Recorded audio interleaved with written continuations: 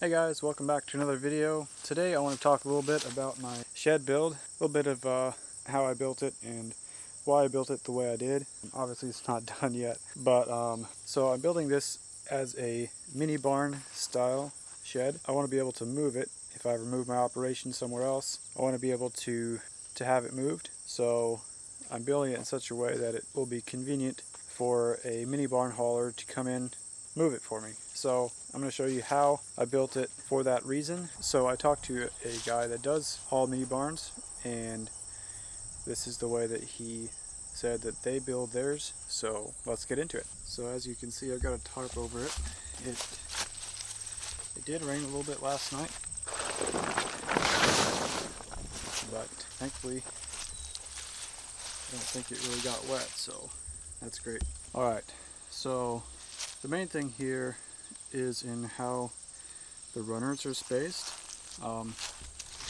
So he told me that for a 12-foot wide barn, they use 4x6 runners, and they run the outside ones in a few inches from the end. So I went 5.5 or 6 inches from the end. And then in order for this barn to fit onto their shed moving trailer, the center runners need to be spaced 50 inches in between from the center of the barn. Now this is just specifically for a 12-foot wide barn.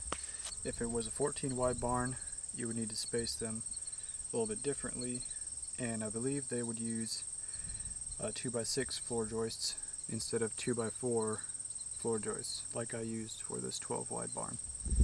So if you're building a shed and you think you'd ever wanted to have it moved, there are companies out there that you can hire that have special trailers made to be able to move mini barns like this. It definitely helps if you have it built in such a way where it's convenient for them to move it. So that's how I built the floor, because I want to be able to move this if I ever move my operation somewhere else. So next I need to cut some more lumber for the shed.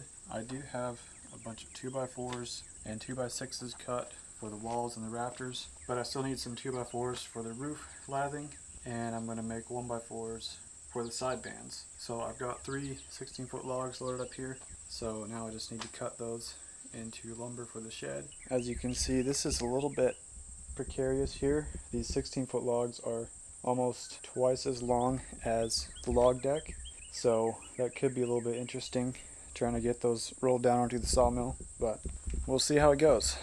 Just a little bit here on my new log deck build. I'm really liking the new version of my log deck. It is a lot more stable than the first version that I built. This is kind of a temporary thing, and one thing I want to mention about it is that it's basically built for short logs, like 8, 10, 12-foot logs. So as you can see, these 16s are hanging way over the left side there. And the bad part is that is the heavy end of the log, so it's like almost balanced there. So if I was to be doing a lot more longer stuff, I would need to add another section out there to accommodate longer logs. But most of the time I'm just cutting short logs. But this definitely does save me time. It saves me having to run and get logs with the tractor every time I'm done with the log. So I can load up a bunch of logs and just roll them onto the mill, set my slabs over here, stack the boards over there. So it definitely is really nice to have this log deck, and I do like it a lot. But like I said, probably the only disadvantage would be if I'm cutting a long log. It's pretty quick and easy to just set these runners on the mill and they can slide back and forth. So that's pretty nice. It's not super tight in there. It's got plenty of space. And these things are a little bit weighty, but they're not bad. Anyway, let's get at it.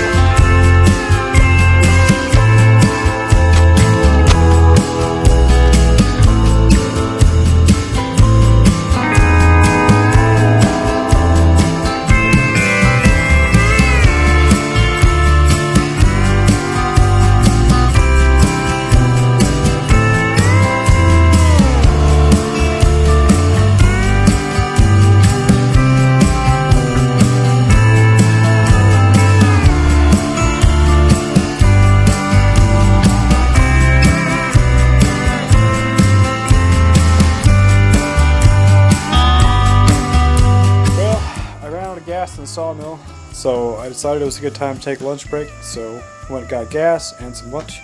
So now I'm ready to get back at it.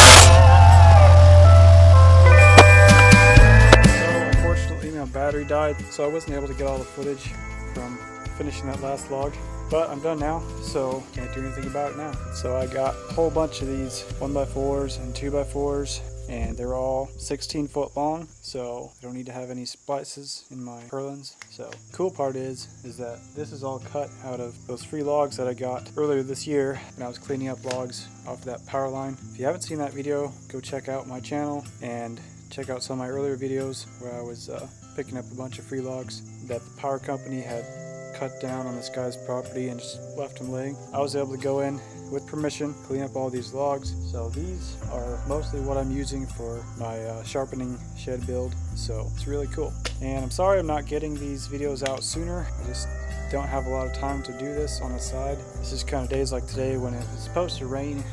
It didn't end up raining much like it does sometimes. But hey, I'm not complaining. I get to work here at the sawmill. So anyways, I hope you enjoyed today's video. Hopefully I might get some time to do the actual framing of the shed. My brother Tim's probably going to come help me out, get the walls and probably the rafters up on the shed. Stay tuned for the next video in the Sharpening Shed build.